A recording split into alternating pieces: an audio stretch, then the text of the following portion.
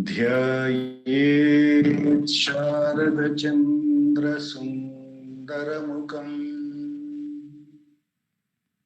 ताम्रारविन्देक्षणम्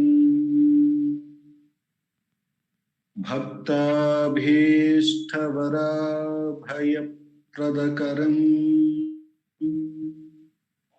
कौपीनमात्रोज्ज्वलम् स्वात्मानन्दरसानुभूतिविवशम् सर्वानवद्यांगकम् श्रीमन्तं श्रीरमणेश्वरं गुरुवरं योगासनाध्यासितं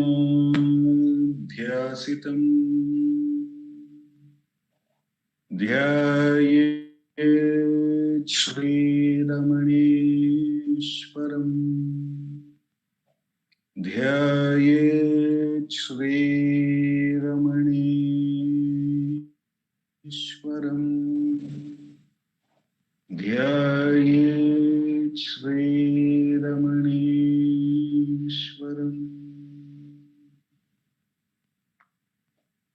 हृदयकुहरमध्ये केवलं ब्रह्ममात्रम् यहमहमिति साक्षादात्मरूपेण भाति हृदि विषमनसा स्वं चिन्वतामज्जताव पवनचलनरोधा आत्मनिष्ठो भवत्वम्। Namo Ramana. We will commence the Friday Atma Vichara by listening to Bhagavan's Upadesham.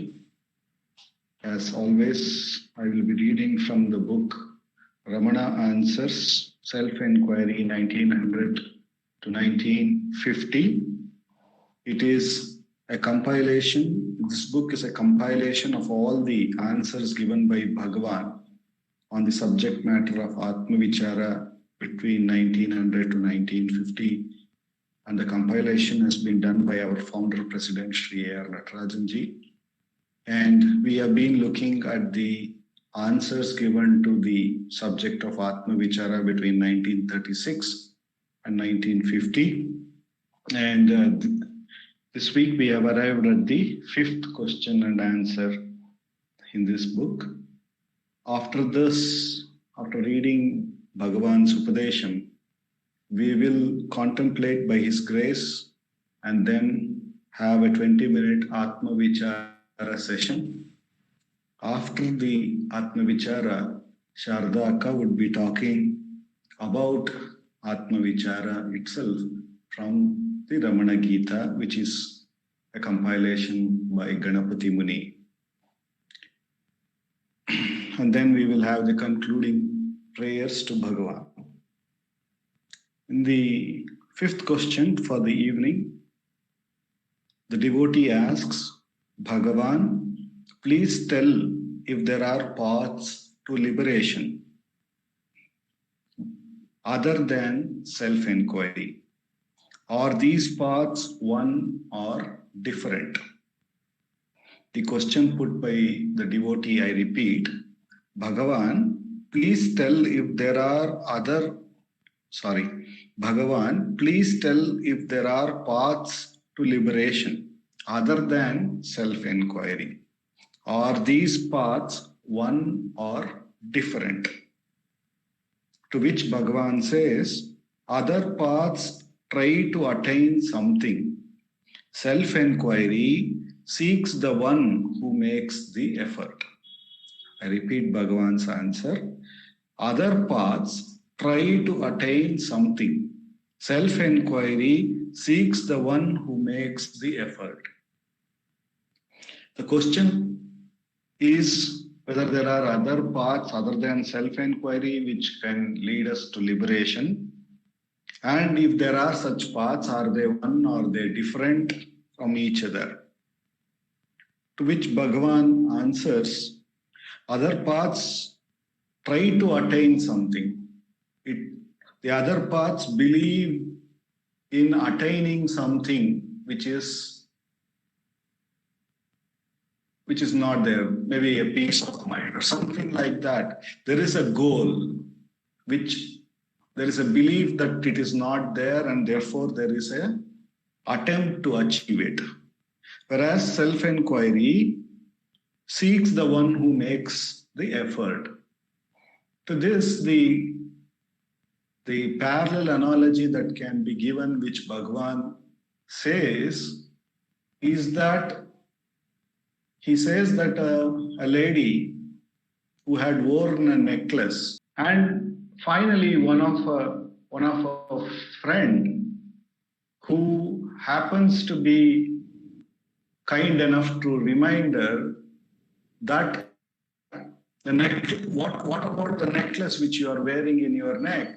And she goes to the mirror, looks at it, and she is joyed that she has found the lost necklace. So here, if we inquire, because Bhagavan asks us to inquire, if we inquire, when the woman had actually believed that she has lost the necklace, practically the necklace was still in the neck and it was not lost.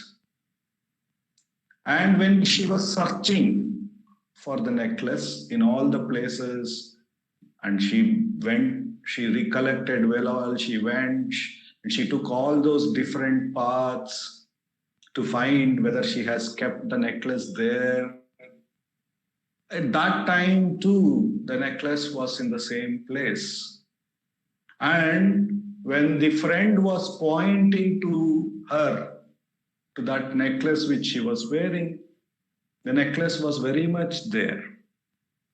And when she went to the mirror, it was very much there. When she saw it and had the joy that she has found it, the necklace was still there. Now, what Bhagavan is trying to point out with the reason why self-inquiry is important,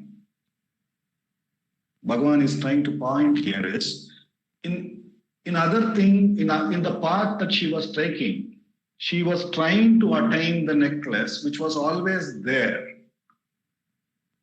right? And let us say if she is holding on to the path of thinking, the thought that she was holding, that I have lost the necklace, and if she is so much believing in that thought process, even when the thought that she was having that it was lost, the necklace was very much there. And even when the thought that she tried to recollect through thought process where all she had been, or where all she had, when was the last time she saw the necklace, and she was trying to recollect and all of that. When her attempt was still in that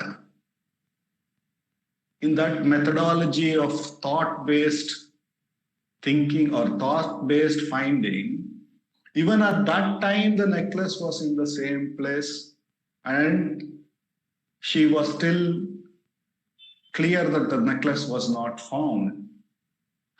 And further, when the friend pointed it to her and it was found that it was on her neck, and then she had this thought, oh my God, I found back my necklace. And that thought too, and even at that point, the necklace was with her. So now, what was the reality? The necklace was always there. And even with the thought that I had lost, or the thought finally that I have found, neither of these two thoughts are revealing or got her back the necklace. Necklace was always there.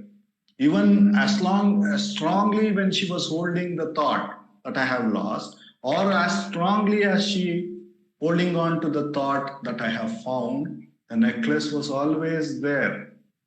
And as long as she is giving reality to the thought base of understanding, what we see when we do the inquiry is that I have lost was an equal lie. I found it back is also an equal lie. It is the truth was the necklace was always there, period. It was neither lost nor found. We need to understand. That's why Bhagavan makes this path of Atma Vichara very important. It is, and he says it has to be a self-investigation, a self-finding. If we don't do the self-finding and we still hold on to this thought-based of understanding, or thoughts-based of searching and finding and everything, what we have missed, what we don't see is that even when the thought that I have lost or when the thought that I have found is there, it was nowhere close to the reality.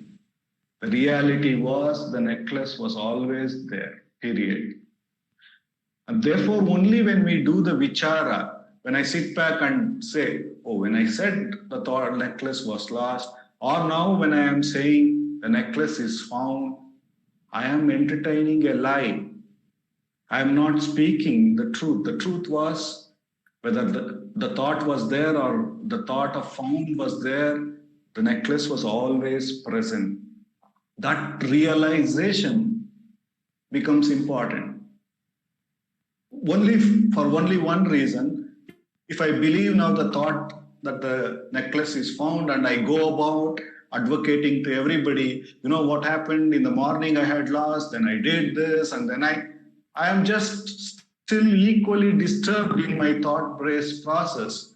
Instead, when I recognize the reality, I could be silent. I could be silent that the necklace was not lost nor found. It was always in its place. That is the beauty of Atma Vichara. It makes us realize the truth that as it was and is at all times.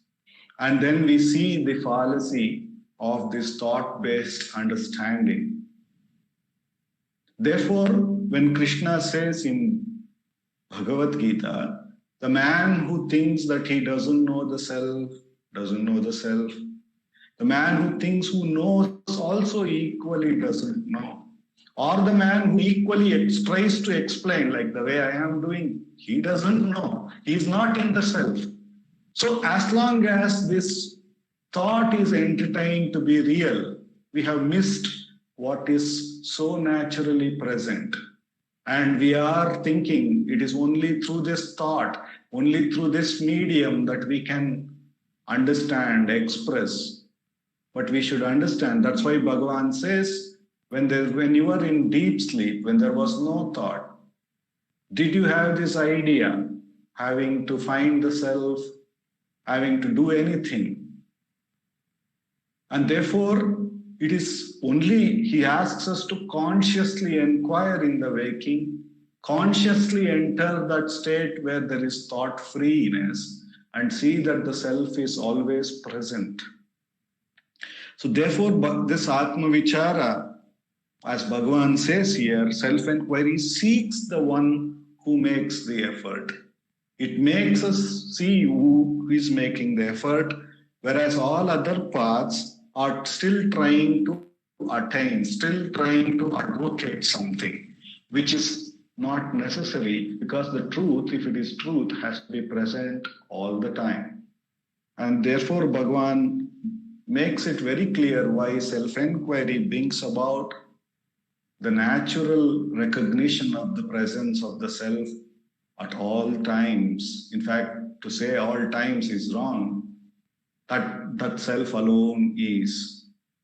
And therefore, Bhagavan has given us with this gracious, with his love and such a grace, For us to comprehend that reality without getting lost in any of these worlds which we may end up intellectually or through the thought system or through seeking from one path to another path, what is so obvious, so naturally present and never lost. So with giving us this Atma Vichara, Bhagavan is bringing home the truth which has never changed. The immense grace of Bhagavan, with which alone we could have come to this most direct path, with which alone the beauty of this path, when we ask the question, who am I? To whom is this thought and who am I? We get established in that one truth, making both the path and the goal available to us, as Sharda keeps telling, with this Atma Vichara. The path and the goal is established when we do the Vichara. And by repeatedly doing the Vichara, Bhagavan assures the mind will gain enough strength to know that, get that clarity, get that established in that truth which always existed. The immense grace of Bhagavan. For the next 20 minutes, let us do Atma Vichara.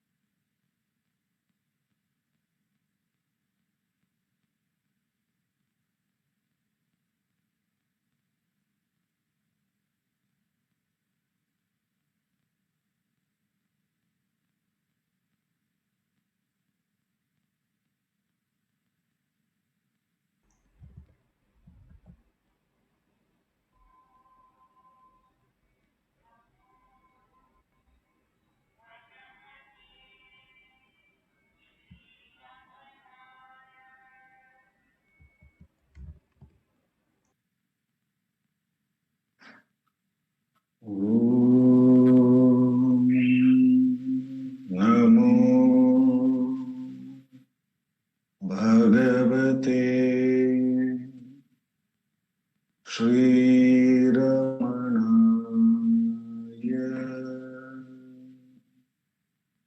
Namo Ramana. Over to Sharda Ka.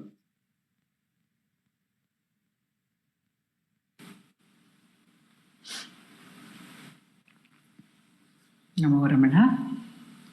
Prostrations to Ramana, shining as a self in all beings. By the immense grace of Bhagavan, shining as a self and manifest as Ramana, we are meditating on self-inquiry. We have been blessed to practice self-inquiry and continue our meditations on self-inquiry as revealed in the verses of the Ramana Gita. We are currently meditating on the second chapter of the Ramana Gita, wherein there is the Eka Shloki of Bhagavan. Hridaya Kuhara Madhye Kevalam Brahma Matram Hi Aham Aham Iti Sakshat Atma Rupena Bhati. This is the first half of the verse of the Eka Shloki, which Muni first extols as the essence of all Veda and Vedanta, and which he has in one conversation mentioned is the kernel or the fulcrum or the center of the entire Ramana Gita. And he says that the entire Ramana Gita is in a way a commentary on this very verse of Bhagavan. Then Muni goes on to say how in the first half of the verse, Bhagavan has pointed out the place within the body as a concession or as a clue to those of us who are identified with the body. He has pointed out a place within the body as the seat of the self or the heart. Hridaya Kuhara Madhye. And he has also said that this is all encompassing. So there is no difference between this and Ishvara. Further, he has pointed out that it is pratyaksha, sakshat, atma rupena bhati. It is aparoksha, it is direct knowledge. And there is no need of any further description or no attributes are needed for it. It is direct. There is no need of describing it. In fact, if we describe it, we would be taking away from the truth of it. But at the same time, out of compassion, in the second half, what does Bhagavan do? Upadesho dviteyadhe shishyabhyasa krite kritaha, says Muni. In the second half of the verse, Bhagavan gives upadesha for practice by the disciple. What is that upadesha? Tredha bhinnena margena tattvadaikyam samiyusha. The Muni says there are three paths given for practice by the disciple, but in essence, these paths are one. Why are they one in essence? Because the goal is one. What is the goal? Atmanishto bhava. Atmanishto bhava. So no matter what is the route which we take to go to Tiruvannamalai, if the goal is Tiruvannamalai, whether we travel by train or we travel by car or we travel by bus, it is all one and the same, because our goal, our destination is the same. However, the length of the journey may appear to be different in each case, and the length of the journey may appear to be different depending on the starting point from where one is traveling. Say, if one is traveling from the US, then one has to travel for nearly 20 hours to reach Chennai, and from there one has to travel for another 5 hours. However, if one is traveling, say, from Kashmir, one may take even longer than that, because one may not fly. If one takes a train to Delhi, and from Delhi if one takes another train to Chennai, and then one takes a bus to Tiruvannamalai, one may take longer than 25 hours. So it is the way we travel also would matter. But in essence, they're all one. Because what is the thought while practicing? The thought is only of abidance in the self. That is the point. Whether it is Margana, Swam Chinvata, which is called Margana, or Majjata, merging, or Pavana Chalana Rodhat, what is the purpose which Bhagavan is giving? The purpose is Atmanishto Bhava. So one is not practicing pranayama for the sake of mind control. One is practicing pranayama. If one is practicing pranayama, it is not for the sake of improving the health in the body.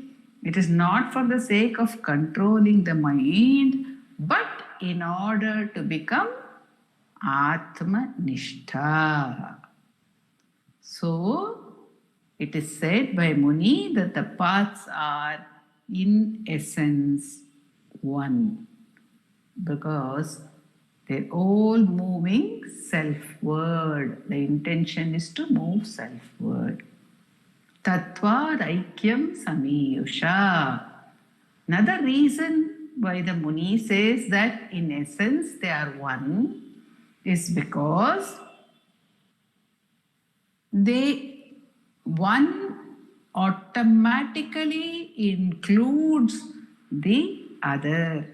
If one is inquiring into the source, breath is automatically controlled.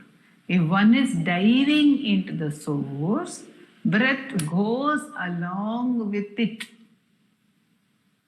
And Bhagavan says in Upadesha Saram, if breath is controlled, mind is also stilled.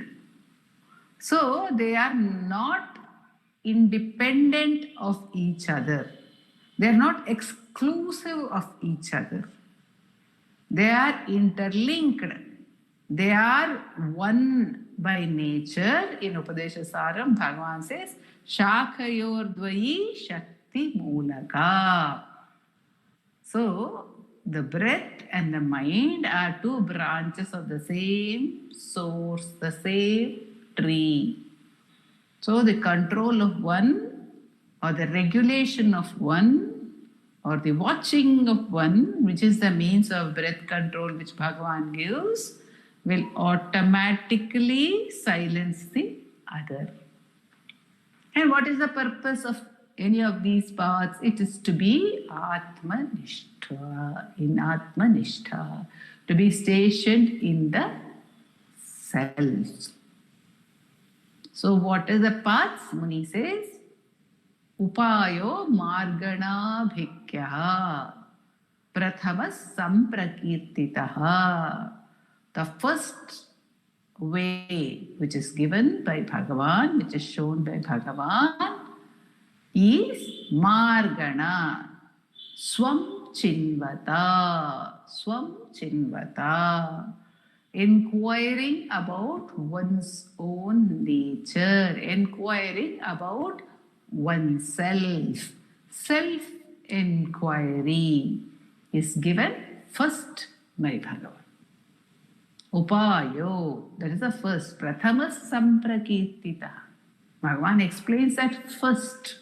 So, in one sense, while all are the same and all will take us to the same goal, we can say, in a subtle way, the primacy is given to self-inquiry because Bhagavan has mentioned it first. So, if somebody asks us for the route to a place, how do I get to some place? The first suggestion which we will give will be what we feel is the best, is the most convenient, isn't it? If somebody asks, how do I go from Bangalore to Tiruvannamalai, the first suggestion we will give is take this route, go up to Hosur, Krishnagiri. After Krishnagiri, road is not very good till Tiruvannamalai, so go to Bargur or go to Harur, whatever. That is what we will say. Now, supposing whatever route we give first will be the one which we feel is the best route for that person. In case there is some difficulty the person has in taking that route, then we can say, oh, you can't go there, is it? All right. In case you can't go there, then this is the second option which you can take. And if the second option is not available, then the third option, in case there is some problem in this route, you can take the third option. Isn't it? That's the normal way in which we would explain to somebody. That's the way Bhagavan is saying, Swam Chinvata. You inquire into your true nature. If you have done that, if you are ready to do it, fine, there itself, Swam Chinvata Atmanishto Bhavatvam. In case we find some mental block, we say we are not capable of doing self-inquiry, we refuse to do self-inquiry, Bhagavan is so compassionate, he doesn't want to leave us at that. He says, all right, you won't do self-inquiry, you can't do self-inquiry, all right, fine. Then you dive into the source, Majjata. Supposing we say, no Bhagavan, even that is not possible by me. I have A, B, C, D difficulties. My mind will not be still. I cannot put it into the source. All right, then do Pavana Chalana Rodha. But remember, no matter what you do, it is in order to abide in the self. Atmanishto Bhava. Whatever you do, abide in the self. That is the goal. That is the only meaningful thing. He says in Anma Vidya Gita, he says, Tannai aridal indri pinnai yadarihilan. If you don't know yourself, what is the use of knowing anything at all? What is the use of knowing anything at all if you don't know yourself? Tannai arindidin pin enna uladariya. What else is there to be known once you know yourself? Therefore, knowing yourself is the only important thing to be done. Atmanishto bhava. So, Swam Chinvata. Bhagavan says, inquire into your true nature. That's what we are meditating upon again and again. How does one inquire into one's true nature? Bhagavan gives us so many sweet clues in all his compositions. And he says in Upadeshasaram, clearly he says, after all, what is this which you call yourself? What is it which you call yourself? Isn't it only the mind? Isn't it only the mind? Again he says it in Ulladanarpada also. The mind and the world rise and set together. You're so engaged with the world. You're so engaged with the other. Where is the other situated? Where is the other situated? In your mind. The world, all the others, everyone is in your mind. For you. For each and every person, it is in their mind. So we exist in others' minds. If they think of us, we exist for them. If they don't remember us, we don't exist for them at that time. And the Kumarji has been sharing one of the discussions that in sleep, when somebody is asleep, we don't exist for that person, no matter how dear we are to that person. And when we are asleep, they don't exist for us, no matter how dear they are to us. That is the way it is. The entire world. And what is dearest to us? Our own body. Our own body exists only during waking for us. Even in dream, this physical body doesn't exist for us, doesn't exist. Daily in 3 states of our existence, only in one state, this body exists, this entity, this identity, which we think is very, very continuous. It is I. It has been there with me since my birth. Before birth, we don't remember. In the womb, we don't remember. Even the early years of our life, after we were born, we don't remember. After that, we remember. Whatever we remember, or from then onwards, from whatever we remember, wherever our memory begins, till now, same person. What is that same person? That same person has so many bodily changes.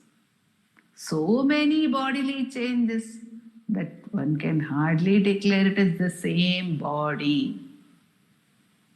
Hardly declare it's the same body. It is not. Science tells us now that the body keeps changing completely once in 7 years, or maybe even more frequently. It's completely a different new body we have.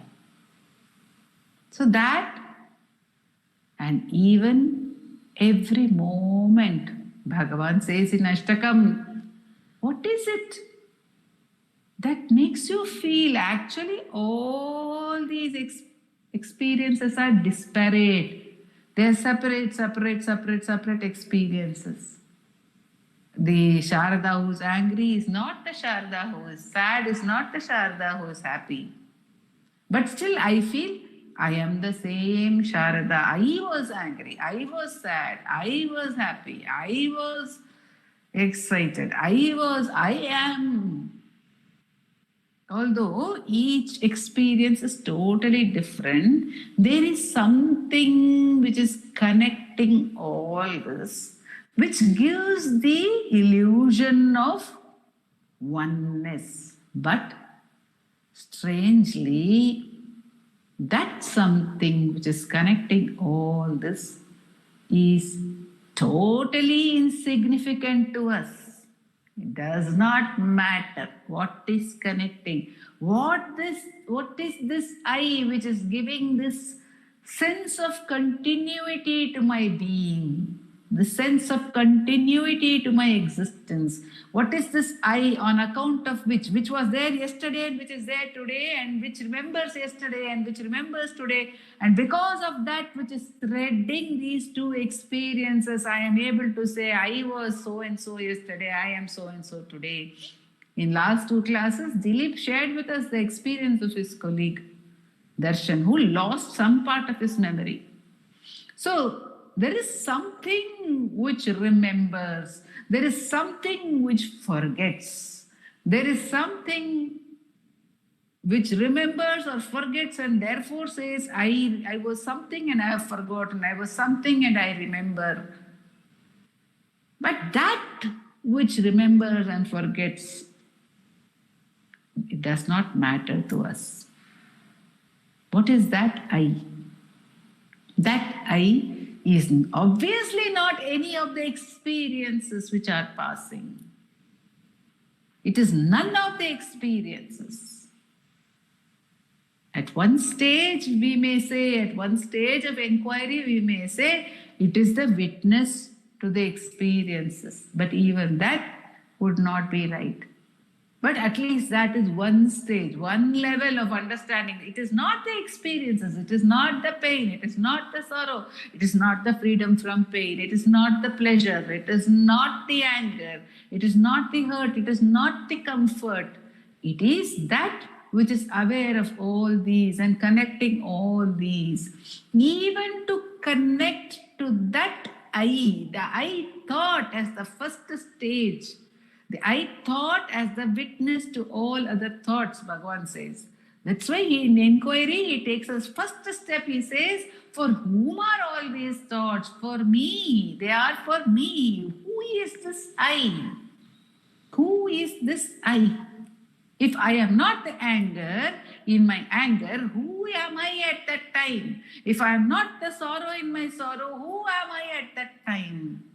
If I am not the pleasure in my pleasure, who am I at that time? In every one of our experiences, if we are not completely enmeshed in the experience, but are able to step back as first stage and say, oh, this is my experience, this is my thought, this is only, Bhagavan calls it in Ashtakam, a money. It is only one of the beads which I am stringing to myself. It's just the necklace which I'm forming, all these experiences, putting them together. But the thread, even the first level, that the I thought is the thread for all other thoughts. What is this I thought? Let me try and see who is this I. Even that is a great step forward in self-inquiry. Further, we will recognize that if one is not dependent on thoughts, if thoughts are not I, then one can exist without thoughts because they are not I.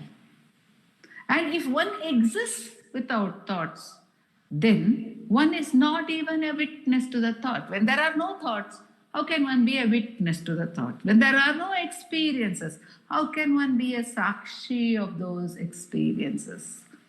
How can one be the witness of experiences when there is nothing? When one is not dependent on experiences or thoughts, and when they in their absence, who am I? That question will come to us, and then one will get to the Kevalam Brahmamatram by Bhagavan's immense grace. Om Namo Bhagavate Sri Ramana.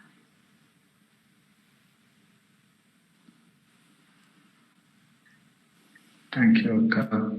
Thank you, Dilip. Aparasachit sukhavariraše yasyormimatrum bhuvanam samastam guhahitam tam ramanam gabhiram